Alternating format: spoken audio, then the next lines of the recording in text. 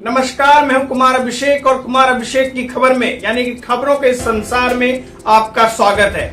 खबरें ढेर सारी है, लेकिन हम खबरों की शुरुआत करेंगे सबसे पहले उपराष्ट्रपति जगदीप धनखड़ को लेकर उठे मामले की। जी हां, विपक्ष ने उनके खिलाफ अविश्वास प्रस्ताव का नोटिस दिया है, जो कि महासचिव हैं राज्यसभा के, उनके दफ्तर में। और 72 साल के इतिहास में ऐसा पहली बार हुआ है जब किसी राज्यसभा के सभापति के खिलाफ यानी कि भारत के उपराष्ट्रपति के खिलाफ ऐसा प्रस्ताव आने वाला हो। हालांकि इसमें बहुत कंडीशन होती है। अगर इस तरह का प्रस्ताव दिया जाता है तो उसके 14 दिन के अंदर इस पर संसद में बहस जरूरी होता है और संसद के दोनों सदनों से ये बहुमत के साथ पारित भी होना चाहिए, तब उपराष्ट्रपति को इस्तीफा देना पड़ता है। लेकिन मौजूदा राजनीतिक हालात को देखते हुए ऐसा लगता है कि विपक्ष ने यह सिर्फ सांकेतिक विरोध के तौर पर ऐसा किया है और कुछ बातों से, मुद्दों से अपने भटकाने के लिए लोगों को इस मुद्दे को जोर दे रहा है। आपको बता दें कि संसद में ऑलरेडी बहुत सारे हंगामे चल रहे हैं। संभल का मुद्दा संसद में चल रहा है, उसकी वजह से संसद ठप हो रहा है। अदानी का मुद्दा चल रहा है, स्वराज का मुद्दा चल रहा है। ऐसे कई सारे मुद्दे हैं जिसको लेकर के जनता की, आम आदमी की समस्याओं को संसद में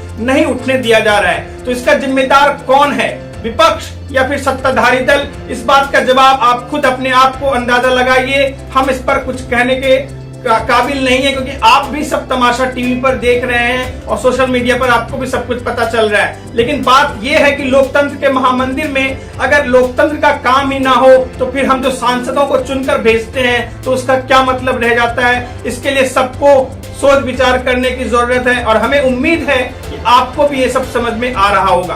तो चलिए अब हम बात दिल्ली की ही करेंगे, लेकिन दिल्ली से हम बात करेंगे महाराष्ट्र की राजनीति की। महाराष्ट्र की राजनीति में बहुत इंपॉर्टेंट दिन है आज का, क्योंकि आज अमित शाह के घर पर एक बहुत बड़ी बैठक हो रही है, जिसमें कि अभी देवेंद्र फडणवीस और जेपी नड्डा उनके घर पहुंच गए हैं। और महाराष्ट्र के मंत्रिमंडल का विस्तार जो 14 दिसंबर को होने वाला है, उसको लेकर के इस बैठक में फाइनल मुहर लगने वाली है।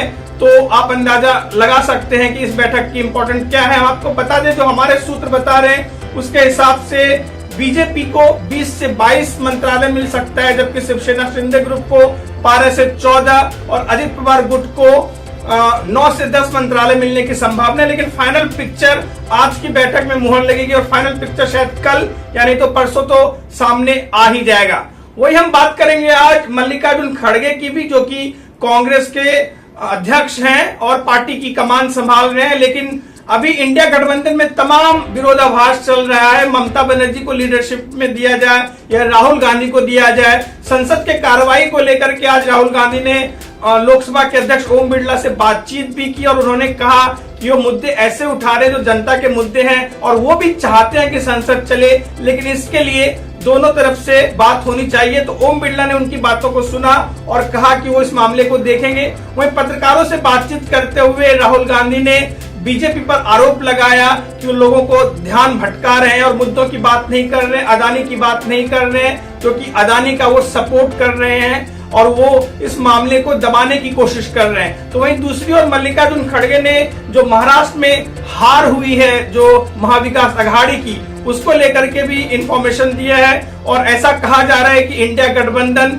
इलेक्शन कमीशन के खिलाफ जाएगी सुप्रीम कोर्ट में, जो कि ईवीएम से वोटिंग न कराने की अपील और कई ईवीएम पे संदेह जता रहे हैं। तो इसको लेकर के अभी सुप्रीम कोर्ट में याचिका डाली जाएगी इंडिया ब्लॉक की ओर से। तो ये देखने वाली बात होगी कि आगे इस मामले में सुप्रीम कोर्ट क्या निर्णय करता है।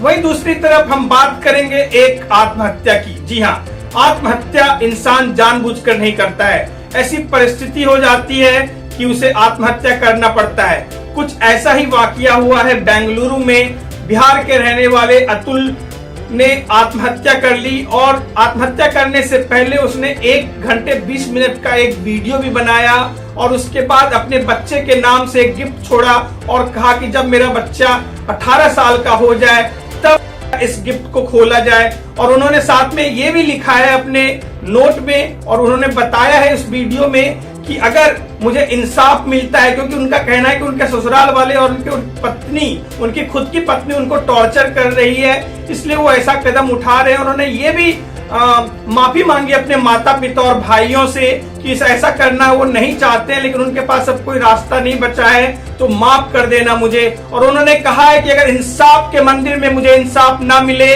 तो मेरी अस्थियों को उसी कोर्ट के सामने बहा देना जहां मेरी सुनवाई चल रही है, मेरे से जुड़े मामले की सुनवाई चल रही है। और अगर मुझे इंसाफ मिला तो मुझे मेरी अस्थियों को गंगा में विसर्जित कर देना। तो आप ये घटना दिन ब दिन बढ़ते ही जा रही है, लोगों में डिप्रेशन आ रहा है और आपसी ताल्लुकात भी वाइफ और हस्बैंड के बीच खराब हो रही है। एक सामाजिक मुद्दा है जिस पर कि ठोस विचार करने की जरूरत है। खासकर ऐसी घटनाओं के बाद समाज का ध्यान इस ओर जाना चाहिए और हम सबको मिलकर ये कोशिश करना चाहिए कि सभी की लाइफ में खुशहाली रहे।